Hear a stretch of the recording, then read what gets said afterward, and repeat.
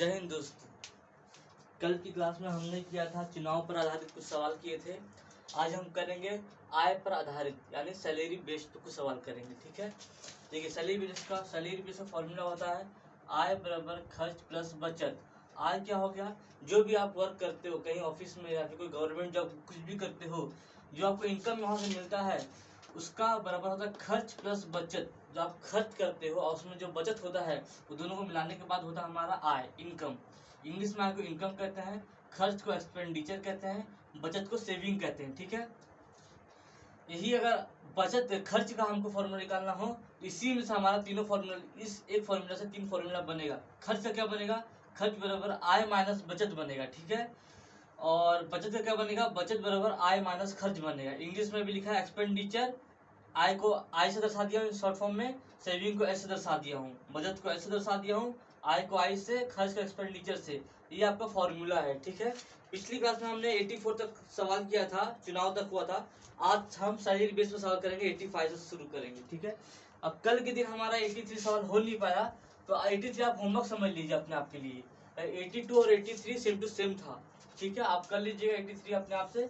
नहीं कर पाइएगा तो हमको कमेंट कीजिएगा, हम करा देंगे आपको 85 से हम स्टार्ट करेंगे आज। देखिए लिखा क्या हुआ है, राहुल अपनी आय का 23% घर के किराए पर, 22% बच्चे की शिक्षा पर और 10% इंश्योरेंस पॉलिसी पर और 12% अन्य खर्चों पर खर्च करता है और 2,230 रुपए की बचत करता है, तो उसकी कुल कितनी आय है। तो टोटल इनकम पूछा गया है। देखिएगा खर्च कितना करता है राहुल, वो देखिएगा पहले। परसेंटेज में आपका टोटल आय अगर निकालना हो तो आपका इनकम होगा टोटल 100 होगा। ठीक है, और आपका खर्च, खर्च कितना किया है राहुल ने, देखिए खर्च बराबर कितना खर्च किया है, देखिएगा 23% घर किराए पर, 23% जो है घर के किराए पर खर्च किया है, प्लस में 22% बच्चों की शिक्षा पर खर्च किया है, 22% बच्चों की शिक्षा पर खर्च किया है, प्लस में 10% इंश्योरेंस पॉलिसी पर खर्च किया है, 10% इंश्योरेंस पॉलिसी पर खर्च किया है, और 12% अन्य खर्चों पे, और भी जो छोटा मोटा जो खर्च होता है उसे 12% खर्च किए हैं। ठीक है, तो टोटल जोड़ लीजिए खर्च कितना हो जाता है, देखिए 20, 40, 50, 60, 65, 2, 67, 67 मतलब 100 में से इनका उसका इनकम था 100। ठीक है, उसमें से 67% खर्च कर दिया। तो इनकम बचत आपको निकालना, बचत कैसे निकलेगा, बचत निकालने के लिए आपको इनकम माइनस खर्च करना पड़ेगा, एक्सपेंडिचर करना पड़ेगा। ठीक है, आपसे इसका बचत लिख लेगा, बचत क्या लिख लेगा, इनकम कितना था 100 था, माइनस एक्सपेंडिचर आपका 67 हुआ है, इससे आपको बचत लिख लेगा। बचत यानी क्या, सेविंग लिख लेगा, सेविंग। सेविंग क्या हो गया, 100 में से 67 माइनस होगा, क्या बचेगा, देखिए 3, 70, 36 बचेगा आपका। ठीक है, 36% आपका सेविंग बच गया। अब आगे क्या लिखा गया है, देखिएगा लिखा गया कि और 230 रुपए की बचत करता है। मैंने आपको सिखाया था जो बुक का वैल्यू होगा वो ऊपर, जो हम निकालेंगे वो नीचे, और जिसको निकालना होगा, जिसको पूछा रहेगा उसको बाजू में गुना करेंगे। तो ये बुक में लिखा गया है कि 230 रुपए की बचत करता है, 230 यानी 10,230 रुपए की बचत करता है। हम कितना बचत करते हैं, तो 36%। ठीक है, और निकालना क्या, हमको निकालना पूछा कि उसकी कुल आय कितनी थी, तो कुल आय हमारा तो 100 था, तो 100 ले लेंगे। इसको सॉल्व करने पे जो आपका आंसर आएगा वो निकाल लीजिएगा। इसे सॉल्व करने पे 31,000 आपका आंसर आ जाएगा। समझ में आया आपको। पहले हमारा टोटल 100 होता है, खर्च किसने कितना किया राहुल ने, 23%, 22, 10, 12, टोटल को जोड़ दिया 67 हुआ। बचत हमने निकाल लिया, बचत कैसे निकला, फॉर्मूला आपको दिखा दिया था मैंने, इनकम माइनस एक्सपेंडिचर 100 माइनस 67, आज आपका सेविंग निकल जाएगा 36। बुक में सेविंग का वैल्यू दिया था 10,230, हमारा सेविंग का वैल्यू है 36। अब पूछा कुल आय कितना होगा, तो कुल आय हमारा 100 है, तो 100 से गुना कर देंगे। इसको सॉल्व कीजिएगा तो 31,000 आपका आंसर आ जाएगा। 86 पे सॉल्व, चलिए 86 सॉल्व कीजिए, 86 सॉल्व कीजिए। ये आपका बेसिक सवाल था, धीरे धीरे आपका थोड़ा हार्ड होते जाएगा। ठीक है, 86 सवाल देखिएगा, एक व्यक्ति अपनी संपत्ति का 30% भाग एक धर्मदान संस्थान को दान करता है और शेष राशि का, देखिएगा पिछले सवाल में शेष शब्द का यूज नहीं किया गया था, इसमें शेष शब्द का यूज किया। शेष शब्द मतलब क्या हो गया, कितना उसने खर्चा किया, मतलब समझ लीजिए कि 100 में से वो 20 रुपया खर्चा किया, उसके पास बच गया, शेष कितना बचे, तो उसके पास 80 बच गए। 80 में से अब 10 खर्चा करेगा तो कितना बचेगा, उस प्रकार। पिछले सवाल में सब 100 से हम करे थे, 100 से 10% खर्च, 100 से 20 तो 30 ऐसा करे थे। इसमें शेष का उपयोग किया गया है। एक व्यक्ति अपनी संपत्ति का 30% भाग एक धर्मदान संस्थान को दान करता है। शेष राशि को क्रमशः 30% और 25% भाग अपनी पत्नी और बेटे को देता है। बाकी धनराशि उसकी 3 बेटियों के बीच समान रूप से विभाजित करता है। उसकी बेटियों में से एक को 42 लाख रुपए मिलते हैं। उस आदमी की कुल संपत्ति लाखों रुपए में क्या थी, ये हमको निकालना है। इस सवाल को आप दो तरीके से कर सकते हैं। आपको मैंने सिखाया था सक्सेसिव मेथड, वृद्धि पे वृद्धि कैसे किया था, और पहले हम उसी से करेंगे, ठीक है। पहला मेथड 1 करते हैं हम, ठीक है।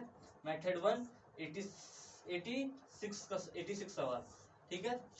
मेथड 1 में कैसे चलेंगे, 30%, तो आपको 30% का वैल्यू मालूम है, 3/10 होता है, ठीक है। आएगा खर्च कर रहा है, जब खर्च कर रहा है तो ये माइनस में जाएगा, ठीक है। उसके बाद लिखा है कि शेष राशि का 30% और 25%, 30% प्लस 25% को खर्च कर रहा है, तो 30-25 कितना होता है, 55%। 55% को हम सॉल्व करेंगे तो क्या आएगा हमारा, 11/20, ठीक है। आगे क्या लिखा गया है कि देखिएगा, अपनी पत्नी को और बेटे को दे देता है इतना प्रतिशत, और अपनी 3 बेटियों को 1/3, यानी क्या 3 बेटियां है, तीनों बेटियों को 1-1 रुपए में हिसाब से दे देता है, समान रूप से बांटता है, तो इसका 1/3 ही होगा, ठीक है। अब इसको सॉल्व करते हैं। देखिएगा सक्सेसिव विधि का याद होगा आपको, 10 है, 10 का 10 ले लिया हमने, यहाँ पर 10 में से 3 माइनस होगा तो यहाँ 7 हो जाएगा, ठीक है। यहाँ पर 20 है, गुना में 20, 11 माइनस होगा, क्यों माइनस होगा, खर्च कर रहा है, तो 11 में से 9 माइनस होगा तो हमारा 9 बचेगा। 11 में से 20 में से 11 माइनस होगा तो 9 बचेगा, ठीक है। अब इसमें लास्ट में क्या कहा था, 3 बेटियों को समान रूप से बांट रहा है, यानी इसका यहाँ वही रहेगा, 3 यहाँ गुना 1, समान रूप से बांट रहा है, कम नहीं कर रहा है, समान रूप से बांट दे रहा है। तो देखिएगा बीच में हमारा रेशो आ जाएगा, कुछ कट रहा है तो देखिए, तो हाँ देखिए ये कट रहा है, 3 एकम 3, 3 3 9, ठीक है। कितना बचेगा, 10 गुने 20 रेशो 7 21, ठीक है। कितना आ जाएगा आपको, 200 रेशो 21। अब आगे सवाल में क्या लिखा गया वो देखिएगा, आगे सवाल में देखिए क्या लिखा गया, पढ़िए जरा उसको आप। आगे सवाल में लिखा गया है कि बाकी धनराशि उसकी 3 बेटियों के बीच समान रूप से विभाजित करता है। लास्ट में उसकी बेटियों में से एक को 42 लाख रुपए मिलते हैं। कितना मिलते हैं, 42 लाख रुपए मिलते हैं, ठीक है। उसकी बेटी यहाँ लिखा था, उसकी बेटी को 3 में से एक बेटी को मिल रहा है, तो उसकी बेटी को कितना मिल रहा है, तो 21 के हिसाब से भाग करेंगे, ठीक है। अब पूछा गया है कि तो उस आदमी की कुल संपत्ति कितनी थी, कुल संपत्ति कितनी थी, 200, तो 200 से हम यहाँ गुना करेंगे। आपका सवाल सॉल्व यहाँ होते हुए देखिएगा, 21 दूनी 42, 2 बार में, जी हाँ 2 बार में, 2 दूनी 4, आपका 400 लाख की आंसर हो जाएगा। कितना ऑप्शन में दिया गया, ऑप्शन बी में, ऑप्शन बी में 400 लाख ऐसा आपका आंसर आ रहा है, ठीक है। अब इसको दूसरे मेथड से हम फिर से सॉल्व करते हैं, ठीक है। ये तो आपका हो गया सक्सेसिव मेथड, लेकिन आपको सेविंग मेथड में सिखा रहा हूँ, ये आपका आय पर आधारित है, उस तरीके से आपको सॉल्व कैसे कीजिएगा वो देखिएगा। बहुत बेहतरीन सवाल है ये तो पहला मेथड था। सेकंड मेथड पे चलते हैं, आपको सेकंड मेथड से सॉल्व करना है, ठीक है। मेथड 2, ठीक है, 86 का ही है। क्या लिखा गया था, लिखा गया था कि 30% भाग एक धर्मदान संस्थान को दान करता है, तो आप 100 मान लीजिए यहाँ पर, ठीक है। 100 में से 30% वो दान कर देता है, 30% क्या करता है, दान करता है। जब 100 में से 30% दान करेगा, -30 हो जाएगा, 100 में से 30 घटेगा, कितना बचेगा आपका, 70 बचेगा, ठीक है। अब कहा गया कि शेष का कितना कहा गया, 30 और 25%, शेष का 30 और 25% कितना होता है आपका, 30 + 25 होता है आपका 55%। अब 55% को आप निकालिएगा तो कैसे निकालिएगा, देखिएगा 70 का 55%, इसको सॉल्व कीजिए, क्या आएगा आपका आंसर, 0 से 0 कटेगा, ठीक है। 7 का फाड़ा कीजिए, 7 5 35, इसको मैं अच्छे से लिख देता हूँ, रुकिए। 70 का 55 55%, सॉल्व कीजिए इसको। 0 से 0 कटेगा, ठीक है। 7 5 35, 35 का 5, हाथ में हाथ से 3, 7 5 35, 35 3 38, ठीक है। यहाँ पे 0 हटेगा ये, तो यहाँ पर दशमलव लगेगा, मतलब यहाँ पर माइनस आपका 38.5 होगा। यहाँ कितना बचेगा, 70 में से 38.5 जब होगा तो आपका कितना बचेगा बताइए आप।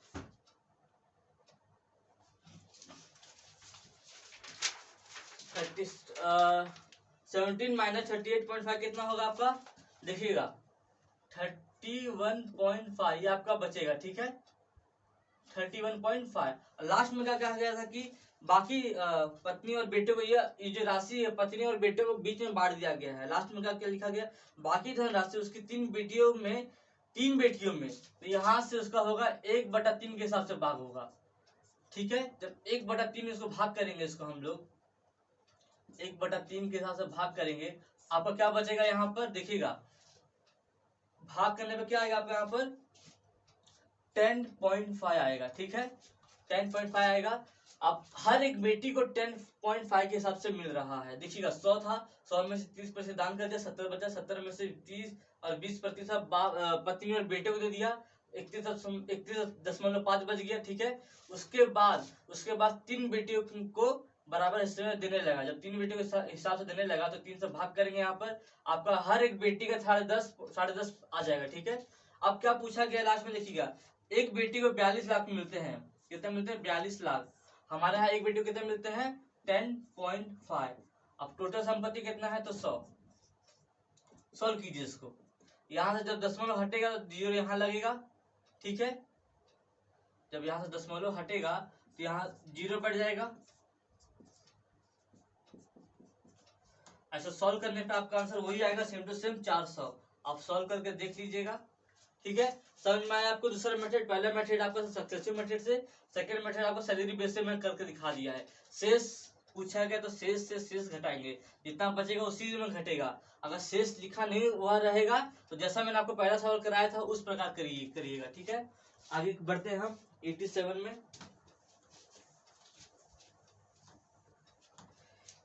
87 में देखिए क्या लिखा गया है, एक आदमी अपनी आय का 24% घर किराए पर, शेष का 25% बच्चों की शिक्षा पर, शेष का 33.1/3% इंश्योरेंस पॉलिसी पर और शेष का 50% बाकी खर्चों पर खर्च करता है। यदि वह 11,780 रुपए एक साथ बच्चों की शिक्षा और इंश्योरेंस पॉलिसी पर खर्च करता है तो उसकी कुल कितनी आय है। देखिएगा एक एक सवाल हम अच्छे करेंगे। पहले 33.1/3 का वैल्यू कितना होता है आपको मालूम होना चाहिए। 87 सॉल्व कर रहे हैं, 33.1/3 का वैल्यू होता है 1/3, ठीक है। अब देखिए क्या लिखा गया है, 25% बच्चों की शिक्षा पर खर्च करता है, तो हम यहाँ 100 मान लेंगे, ठीक है। अब 25% वो खर्च करता है, 25% खर्च करता है, मतलब 25% यहाँ माइनस करेंगे तो हम -25 हो जाएगा, बचेगा आपका 75। वीडियो देखने क्लियर होता है कि नहीं।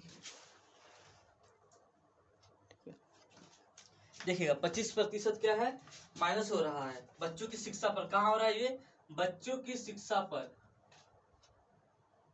एक आदमी नहीं, देखिए सवाल में पूरा पढ़ेंगे, लिखा है एक आदमी अपनी आय का 24% घर किराए पर, पहले ये है सबसे पहले 24% घर किराए पर, तो यहाँ -24 हो जाएगा। क्या है ये, घर किराया, ठीक है। घर किराए पर कितना बच रहा है हमारे यहाँ पर 24, 100 में से 24 माइनस होगा तो क्या कितना बचेगा बताइए आप लोग। 100 माइनस 24 आएगा तो कितना बचेगा 76 बचेगा। 76 के बाद क्या लिखा गया है कि शेष मतलब जितना बचा आपके पास उतना उसके बाद निकालिएगा। शेष का 25% बच्चों की शिक्षा पर, शेष का 25% जो है बच्चों की शिक्षा पर खर्च करता है। तो देखिए शेष का मतलब आपको सॉल्व करना पड़ेगा आपको। 76 का लिखा गया है कि 76 का 25% कितना होता है आप बताइए। 76 का 25%। सॉल्व कितने पर कितना आएगा आपका, देखिएगा 25 से कटेगा 25 चौक 100, 4 से कटेगा 4 एकम 4, 3 4, 4 एकम 4, 3 इधर 4 9 36, 19 बचेगा। तो यहाँ पर आपका -19 होगा, ठीक है। जब 76 -19 होगा तो आपका क्या बचेगा यहाँ पर, बताइएगा। 76 -19 होगा तो क्या बचेगा,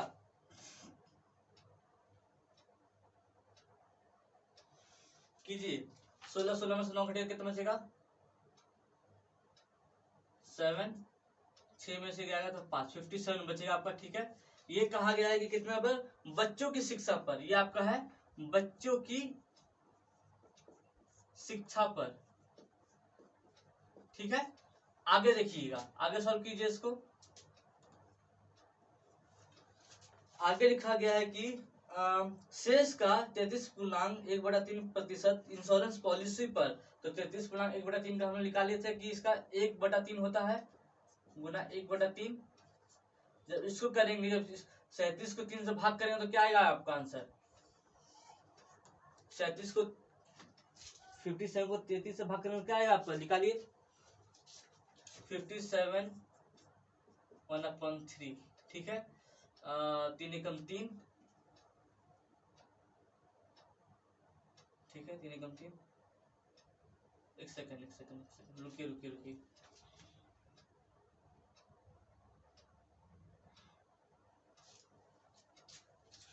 हाँ निकालिए। 3 एकम 3, यहाँ 2 हाथ में चल जाएगा, 2 यहाँ पर, 3 9 27, ठीक है। 19%, तो यहाँ -19 होगा, ठीक है। समझ में आ रहा है आपको, इसका 1/3 होगा तो -19 होगा। -19 होने पर कितना आपका आंसर आएगा यहाँ पर, देखिएगा 8, 4 में से किया जाएगा तो 3, ठीक है। अब क्या कहा गया है वो देखिए, कहा गया है कि एक साथ 57 में, हाँ, और शेष का 50% अन्य खर्चों पे, इसका 50% जो है, 50% मतलब 1/2, ठीक है। 1/2 जो खर्च कितना होगा, खर्चा इसका 1/2 कितना होगा, इसका आधा कितना हो जाएगा, इतना बचेगा, ठीक है। अब देखिए कहा गया कि यदि वह 11,700 रुपए एक साथ बच्चों की शिक्षा पर, 11,780 रुपए, ठीक है, बच्चों की शिक्षा पर और इंश्योरेंस पॉलिसी पर, और ये हमारा जो खर्चा हुआ था इंश्योरेंस पे हुआ था, इंश्योरेंस पॉलिसी, समझिएगा, ठीक है।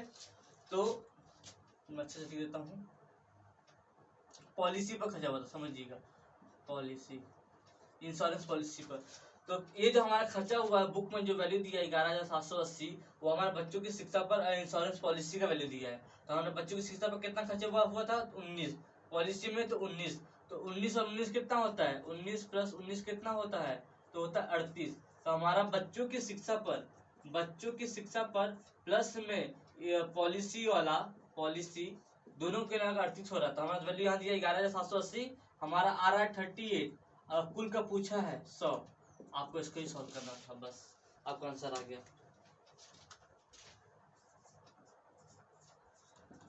अगर आप इसके आगे मैंने जो सॉल्व किया एक्स्ट्रा, आपको सॉल्व करने की जरूरत नहीं था, सवाल में बस यहीं तक लिखा था, लेकिन मैं फिर भी आपको पूरा सॉल्व करा दिया यहाँ पर कि आपको अगर पूरा पूछा जाए तो आप किस प्रकार सॉल्व कीजिएगा, ठीक है। आपको यहीं तक पूछा गया था, बच्चों की शिक्षा पर और पॉलिसी का खर्च। तो बच्चों की शिक्षा पॉलिसी का खर्च 11,780 था, हमारा 19 और 19 38 था। अब कुल का पूछा गया था 100 था, तो इसको सॉल्व करने पर हमारा इतना आंसर आ गया, ठीक है। 87 सॉल्व करेंगे, 87 तो हो गया, 88 सॉल्व करेंगे।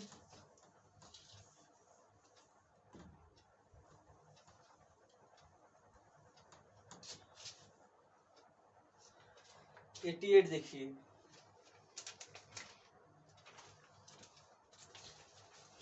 लिखा है उमेश अपनी आय का 20% घरेलू खर्चों पर खर्च करता है। शेष आय का 25% बच्चों की शिक्षा पर, 25% यातायात पर, 25% दवाइयों पर और 10% मनोरंजन पर खर्च करता है। उसके पास 9800 रुपए बचते हैं तो उसकी मासिक क्या है, मासिक आय क्या है, ये आपसे पूछा गया है। इसे सॉल्व करने की कोशिश कीजिए आप लोग। इसी प्रकार सवाल आपका सिंपल सवाल, कोई दिक्कत नहीं होगा इसमें। उसी 100 मान लीजिए, 100 के साथ आप सॉल्व करते जाइए। देखिएगा हमने यहाँ 100 मान लिया, ये हमारा आपका 88 सवाल है। हमने यहाँ 100 मान लिया, ठीक है। 100 मानने के बाद क्या आया आपका, देखिएगा क्या कहा गया था, उमेश अपनी आय का 20% घरेलू खर्चों पर खर्च करता है। 20%, 100 में से 20 माइनस 20 आपका 80 बचेगा, ठीक है। अब आगे कहा गया है कि शेष आय का 25%, देखिएगा शेष आय का 25% प्लस शिक्षा पर 15%, यातायात पर 15%, दवाइयों पर 10% खर्च करता है। समझ में आया? लिखा गया देखिएगा 20% में निकाला, 80 बचा। उसके बाद शेष का 25% बच्चों की शिक्षा पर, 15% यातायात पर, 15% दवाइयों पर और 10% मनोरंजन पर खर्च करता है। तो 25, देखिए 25% बच्चों की शिक्षा पर, 15% यातायात पर, 15% दवाइयों पर, 10% आपका खर्च करता है मनोरंजन पर। टोटल जोड़िए पर कितना होगा, 15 15 30, 30 10 40, 40 40 50 60 65, आपका 65%। तो 80 का 65% कितना होगा, निकालिए जरा इसको। 0 से 0 कटेगा, ठीक है, कट गया। 5 से कटेगा ये, 2 25 10,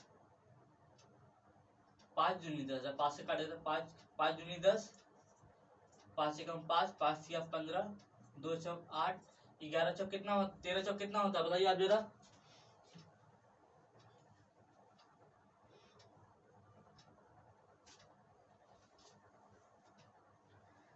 13 चौक कितना होता है आपका, 13 चौक होता है आपका 13 चौक 52, ये 52। तो 80 में से जब 52 माइनस होगा तो कितना बचेगा आपका, 80 में से 52 माइनस होगा तो कितना बचेगा, देखिएगा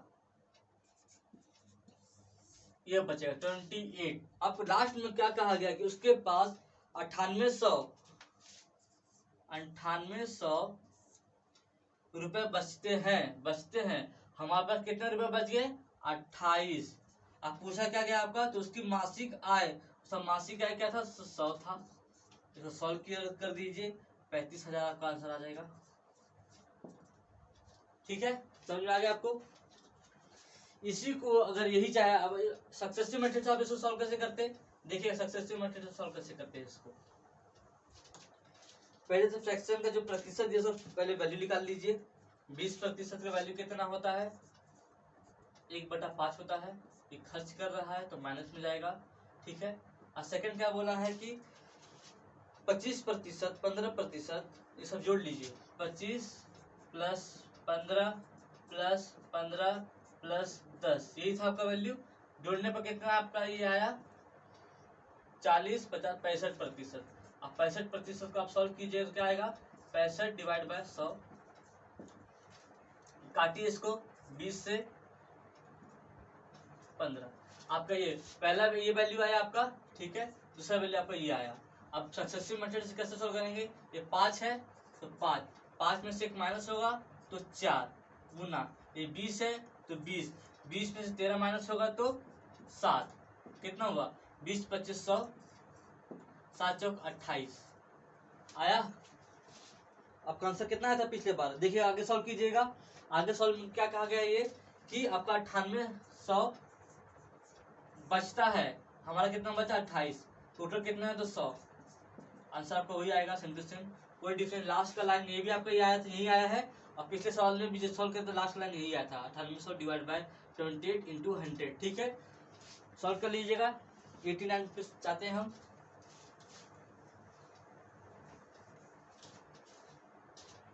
सवाल देखिए, 89 सवाल जो थोड़ा अलग है, ठीक है। एक व्यक्ति अपनी आय का 75% खर्च करता है, उसकी आय 20% बढ़ती है और उसके खर्चे 10% बढ़ते हैं, तो बचत कितने प्रतिशत बढ़ती है, ये पूछा गया है। देखिएगा बहुत बेहतरीन सवाल है 89। पढ़िएगा समझिएगा। एक व्यक्ति अपनी आय का 75% खर्च करता है। समझिएगा इसको, ठीक है। पहले लिख लेते हैं हम, देखिए फॉर्मूला बचत, इसमें पूछा गया आपसे बचत, तो income minus expenditure is equal to saving. हमसे लास्ट में सेविंग पूछा गया है। देखिए लास्ट में क्या कहा गया है कि 10 बचत, तो बचत कितने प्रतिशत बढ़ती है, तो हमसे सेविंग पूछा गया है, ठीक है। तो आप सॉल्व करेंगे। इनकम क्या दिया गया है, इनकम हम 100 मान लेते हैं, 100 माइनस का माइनस, एक्सपेंडिचर क्या बोला है कि 75% खर्च होते हैं, 75% क्या होते हैं, तो खर्च होते हैं। तो 100 माइनस 75 क्या बचेगा हमारे पास, 25 जो है हमारे पास सेविंग बचेगा। अब कहा गया है कि तो उसमें खर्चे खर्चे कितना 10% बढ़ रहा है, नहीं उसकी आय पहले देखिएगा, उसकी आय जो है, इसकी आय जो है, आय 20% बढ़ रही है। जब 20% बढ़ रही है तो 100 में से 20 जुटेगा, ये तो +20 होगा, ठीक है। तो 120 यहाँ हो जाएगा, माइनस का माइनस, एक्सपेंडिचर यानी खर्च देखिएगा, खर्च कितना बढ़ रहा है, तो खर्च बढ़ रहा है 10% बढ़ रहा है। खर्च कितना बढ़ रहा है, तो 10% बढ़ रहा है। 75 का 10% कितना होता है, निकालिए इसको आप, ये कटेगा, कितने मालूम कटेगा, 7.5 होता है, ठीक है। तो आपका 7.5 यहाँ पे ऐड होगा, क्यों ऐड होगा, तो कह रहा है कि बढ़ रहा है, पर खर्च भी बढ़ रहा है, 7.5 बढ़ रहा है। तो बढ़ने में 75 प्लस 7.5 कितना हो जाएगा, 82.5, यही हो जाएगा, 80 हाँ 82.5 हो जाएगा। अब पूछा आपका सेविंग, तो सेविंग कितना प्रतिशत बढ़ेगा, आपको ये पूछा, बचत कितना प्रतिशत बढ़ेगा, हमसे पूछा गया ये वाला सवाल। यहाँ पर ये कितना प्रतिशत बढ़ेगा, ये हमको मालूम है, ये मालूम है, हमको ये निकालना है। तो ये निकालने हमको क्या करना पड़ेगा, देखिएगा 100 में से 75 माइनस किया तो 25 आया यहाँ पर। उसी प्रकार जब बढ़ने के बाद 120 माइनस 82.5 करेंगे तो हमारा वैल्यू कितना आएगा, वो देखिए, निकालिए, इसका वैल्यू कितना आएगा आपका, 120 माइनस 82.5 करेंगे, किससे वैल्यू कितना आएगा, 37.5 आएगा। कितना आएगा, 37.5 आएगा। अब बोला है कि कितने प्रतिशत वृद्धि हो रही है, तो कितने प्रतिशत वृद्धि हो रही है, और आप लोग देखिए, बताइए हम लोग कितने प्रतिशत वृद्धि हो रही है। यहाँ से 25 से 37.5 में कितने प्रतिशत की वृद्धि हो रही है, बताइए आप मुझे। तो हो रही है 25, 25 5 30 5 35 तो 37, 12.5, ठीक है, इतने प्रतिशत का हमारा वृद्धि हो रही है। तो यहाँ सॉल्व करते हैं, कितनी 12.5 की हमारे पास वृद्धि हो रही है, तो किससे वृद्धि हो रही है, 25 से बढ़कर 37.5 हुआ है, तो हमारी वृद्धि 25 से हो रही है, किससे हो रही है, 25 से, और गुना के लिए 100। बस सवाल सॉल्व आपका, आगे सॉल्व कर लीजिए। सॉल्व कीजिए, सॉल्व कैसे कीजिएगा आप, इसको यहाँ से दशमलव हटेगा तो 125 हो जाएगा, दशमलव हटेगा तो यहाँ 0 हो जाएगा, बढ़ जाएगा, गुने 100, ये 0 से 0 कटेगा, 25 दूनी 25 25 125 50% आपका आंसर आ जाएगा, ठीक है। ये आपका अलग है, ये हमने यहाँ निकाला था, आपका आंसर आ गया, ठीक है। इसी प्रकार अगला सवाल भी है, देखिएगा अगला सवाल कैसे करेंगे। 90 जो है 90, वो अगला सवाल सेम टू सेम आपका इसी प्रकार है, सॉल्व कीजिए। 90 जो है सेम टू सेम आपका सवाल है, आपका सवाल वहां दिखता होगा, क्या लिखा गया है, एक व्यक्ति अपनी आय का 80% खर्च करता है, उसकी रहने की खर्च में 37.5% की बढ़ोतरी होती है और उसकी आय में 35% की बढ़ोतरी होती है, तो उसकी बचत में शुद्ध बढ़ोतरी क्या होगी। सेम टू सेम सवाल, कुछ अलग नहीं है।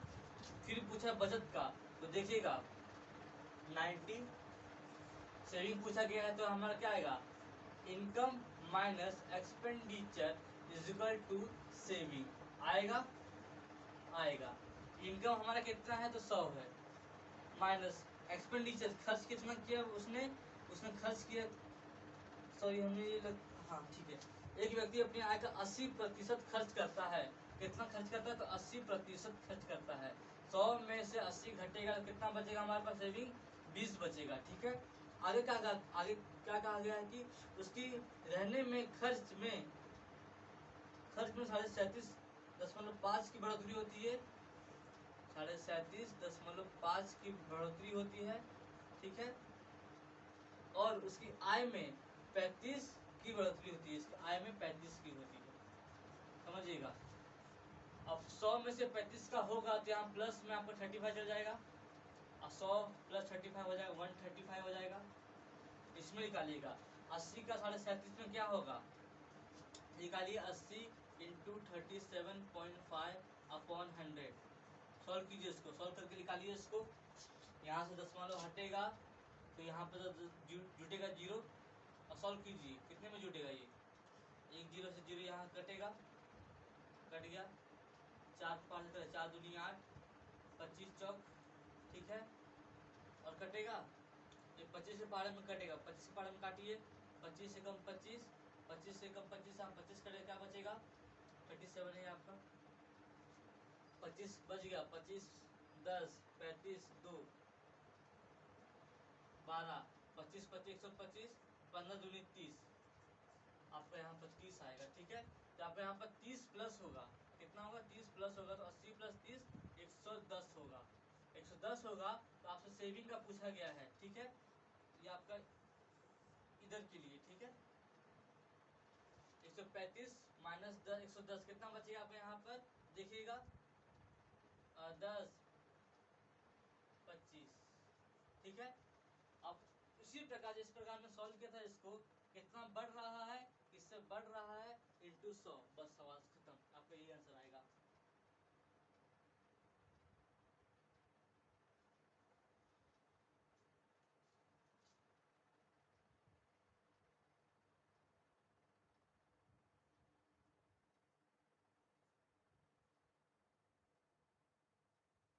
देखिएगा कितना बढ़ रहा है, तो बढ़ रहा है आपका, यही पूछा गया है।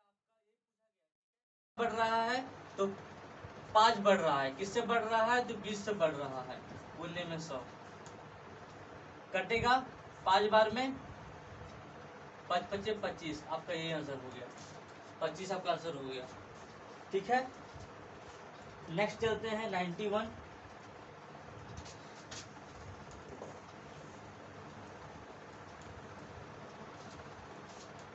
91 देखिए, 91 में लिखा गया कि एक व्यक्ति की वार्षिक आय 2 लाख बढ़ती है। देखिएगा, एक व्यक्ति की वार्षिक आय 2 लाख बढ़ती है, परंतु उसकी आय पर टैक्स घट जाता है। घट के कितना होता है?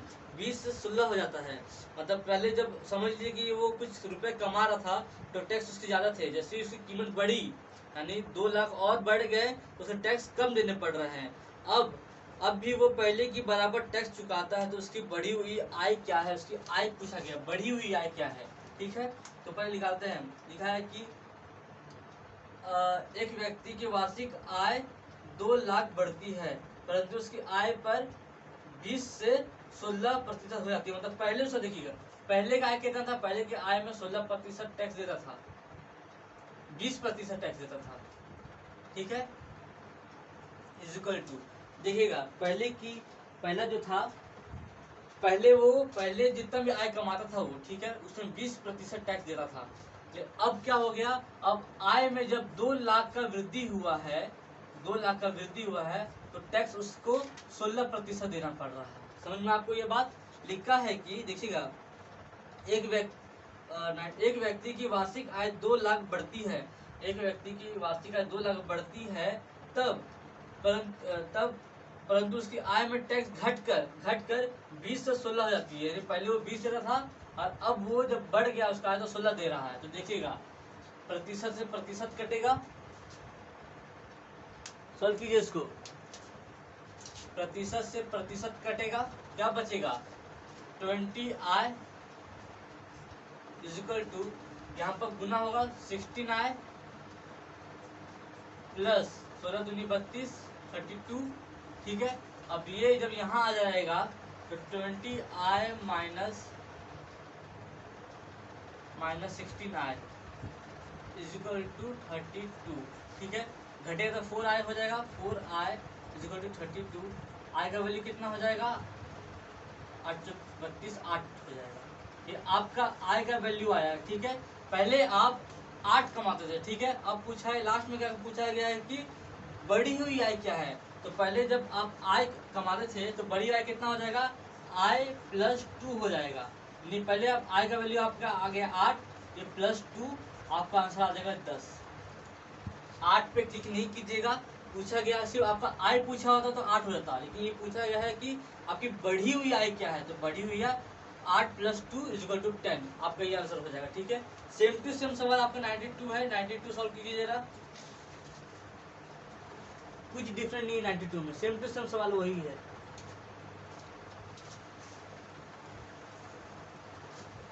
92 देखते हैं, देखिएगा सेम टू सेम, कुछ डिफरेंट नहीं है, यही सेम टू सेम है।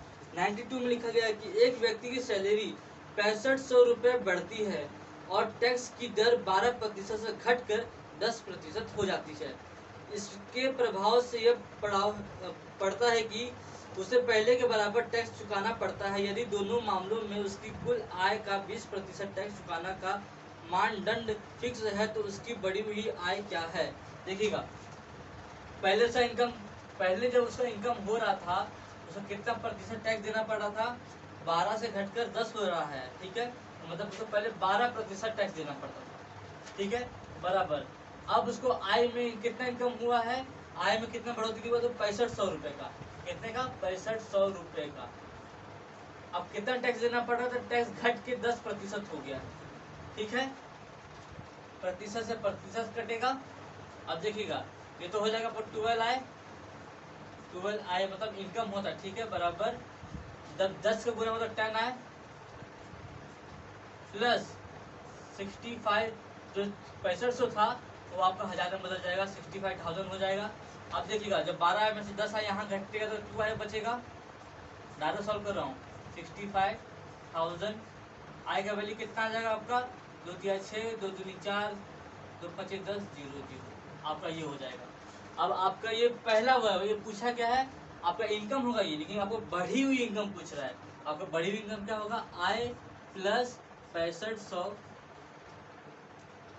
इसको सॉल्व कीजिए। आय का वैल्यू कितना आ गया आपका, 32,500 प्लस 6500, आपका यही आंसर होगा जो आप निकालिएगा, ठीक है, निकालिए।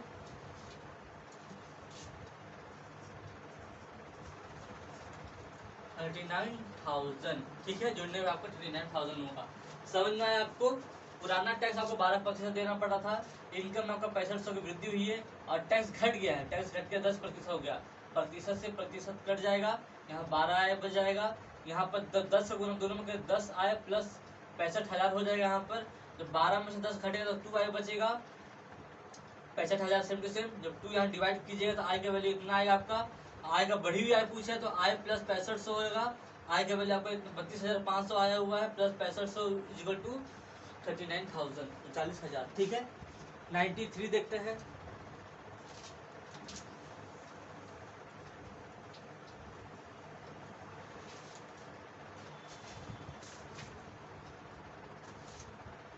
सॉल्व कीजिए।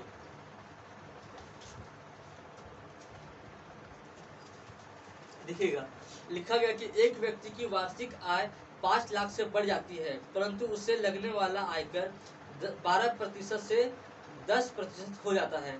अब उसे 10,000 रुपये अधिक आयकर देना पड़ता है। उसकी बढ़ी हुई आय रुपए में कितनी है, ये निकालना है आपको, ठीक है। समझिएगा, एक व्यक्ति की आय 5 लाख से बढ़ जाती है, परंतु उसे लगने वाला आयकर 12% हो जाता है। देखिएगा, एक व्यक्ति का जो आय है 93, एक व्यक्ति का जो आय है उसमें 5 लाख बढ़ जाती है। देखिएगा, 500, ये 1000, 50,000, 5 लाख, 5 लाख बढ़ जाती है, ठीक है। व्यक्ति की आय में 5 लाख रुपए बढ़ जाते हैं, परंतु उसे लगने वाला आयकर 12 से 10 हो जाता है। तो पहले कितना दे रहा था वो, पहले कितना ये दे रहा था, 10%, ठीक है। सॉल्व कीजिएगा, पहले वो दे रहा था 10%, 10% आपको 10/100 भी लिख सकते हो, ठीक है। अब आगे क्या कहा गया देखिएगा, 10% से 12 से सॉरी रुकिए। हाँ, एक व्यक्ति अपनी वार्षिक आय से 5 लाख रुपए बढ़ जाता है, परंतु उसे लगने वाला आयकर 12 से 10 हो जाता है। तो पहले 10 था, अब उसका 12 हो जाएगा। कितना हो जाएगा? 12 हो जाएगा, 12%। ठीक है। लास्ट में क्या कहा गया कि तब उसे 1 लाख रुपए अधिक देने पड़ते हैं। कितना? 1 लाख 10,000 रुपए, 10,000 रुपए अधिक देने पड़ते हैं। ये आपका हो गया इक्वेशन। इसको आप जो सॉल्व कीजिएगा तो आपको आंसर आ जाएगा। पहले था इनकम में 5 लाख रुपए बढ़ोतरी होती है, 10% टैक्स भरता है। उससे पहले इनकम में 12% टैक्स भरता था और 10,000 रुपये बढ़ जाता है। ठीक है। इसको सॉल्व कीजिए। सॉल्व करने में क्या आएगा आंसर? 0 0 कटेगा, यहाँ बढ़ेगा तो 10 आए प्लस 1 0 यहाँ बढ़ जाएगा 500, 1000, 50 लाख। ठीक है। माइनस 12 आई हो जाएगा, यहाँ पर 12 आई, 2 0 वहां जाएगा तो देखिएगा 0 से 0 कट गया। एलसीएम लेने के बाद हमारे यहाँ पर 10 से मल्टीप्लाई हो जाएगा तो 10 आई हो जाएगा, प्लस का इसमें 1 0 और जुड़ जाएगा, मतलब 5 लाख का 50 लाख हो जाएगा, माइनस का माइनस। इसमें देखिएगा 12 आय हो गया, यहाँ पर मल्टीप्लाई करेंगे 100 से 10,000 का हो जाएगा, 1 लाख हो जाएगा। इकाई दहाई सैकड़ा, 1000, 10,000, लाख, 10 लाख, 10 लाख हो गया। ठीक है। अब इसको सॉल्व कीजिए। इसको सॉल्व करने में क्या आएगा आपका आंसर? देखिएगा, इसको हम जब यहाँ लेके जाएंगे 50 लाख में से 10 लाख माइनस करेंगे तो 40 लाख आंसर बचेगा। तो देखिएगा 10 आई माइनस का 12 आई, जब इसको यहाँ लेके तो माइनस हो जाएगा तो आपको माइनस में आंसर आएगा। माइनस में 40 लाख आएगा,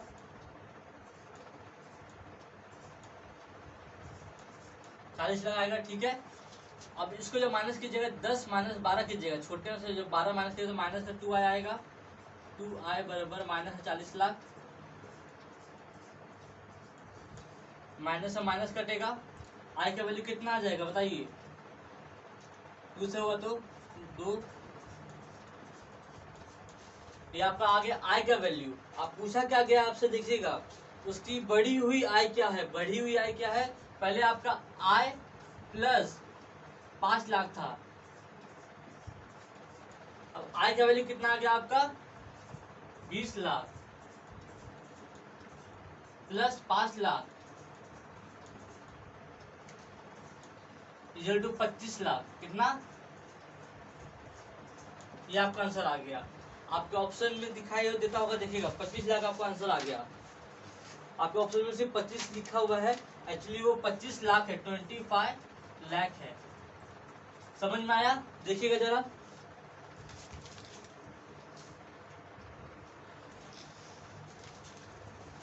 नेक्स्ट सवाल पे चलते हैं। नेक्स्ट सवाल सॉल्व कीजिए। 94।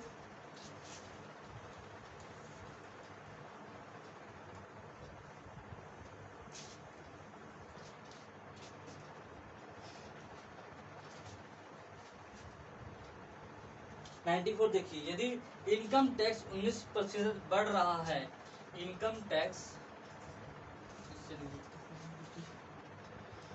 देखिएगा यदि आपका इनकम टैक्स 19% बढ़ रहा है, टैक्स लिख देता हूँ, इनकम टैक्स आपका 19% बढ़ रहा है, 19% बढ़ रहा है, और शुद्ध आय, शुद्ध आय मतलब क्या हो गया? आपका इनकम हो गया, और आपका इनकम जो है 1% घट रहा है। ठीक है, 1% घट रहा है। तो सॉल्व कैसे कीजिएगा? प्रतिशत से प्रतिशत कटेगा। ठीक है। कैसे निकलेगा? रेशो आपको याद होगा। रेशो कैसे निकालते थे हम लोग? Tax upon income. जो टैक्स के पास 19 है तो वो इनकम के पास जाएगा, जो इनकम के पास एक है वो टैक्स के पास जाएगा, मतलब 1/19 हो जाएगा। ठीक है। अब पूछा क्या लास्ट में? देखिएगा पूछा गया कि इनकम टैक्स की दर क्या होगी। इनकम टैक्स की दर क्या होगी? टोटल इसका इनकम कितना हो जाएगा? देखिएगा 19 रुपये कमा रहा है, 1 रुपया टैक्स दे रहा है। 19 रुपये कमा रहा है, 1 रुपया टैक्स दे रहा है, मतलब इसके पास पहले 20 रुपये थे, 20 रुपये थे, इसका 19 रुपये बच रहे हैं, इनकम है, और 1 रुपया टैक्स दे रहा है, तो 19 और 1 20 रुपये हो गया। ये 20 रुपये कमा रहा था, तो एक में से 20 रुपए कमा रहा है, टैक्स कितना दे रहा है, एक का टोटल कितना है 20 इंटू 100 5, ये आपका आंसर हो गया। ठीक है, समझ में आया। 95 देखिएगा, 95 सॉल्व कीजिए। 95 सिम टू सिम सवाल है। 95 देखिएगा, 95 में क्या कहा गया है कि यदि इनकम टैक्स 23% बढ़ रहा है, 23% बढ़ रहा है और शुद्ध आय 2% घट रहा है, देखिएगा तो प्रतिशत से प्रतिशत कटेगा। ठीक है, कितना हो जाएगा, इनकम वैल्यू 2/23 हो जाएगा। अब देखिए इनकम 23 है और 2 टैक्स दे रहा है, मतलब टोटल से पास इनकम था 25 था, ठीक है 25 था, तो 2 इन टैक्स 2 और इन टोटल इनकम 25 गुना में 100 कटेगा 4 बार में, 4 दूनी 8, ये आपका आंसर हो गया। समझ में आया आपको। आज आपको पूरा सैलरी बेस सॉल्व पूरा हो गया है। कल से हम अलग पढ़ेंगे, सैलरी बेस पूरा खत्म होगा। कल से आपका होगा एग्जाम बेस्ड क्वेश्चन, एग्जाम पे आधारित कैसे एग्जाम में जो आप जाते हो पास फेल होते हो, कितने प्रतिशत पास हो रहे हो, कितने प्रतिशत फेल हो रहे हो, वो सब आपको कल पढ़ाया जाएगा। आपको मेरा वीडियो अच्छा लगे तो लाइक कीजिएगा। जय हिंद, जय भारत।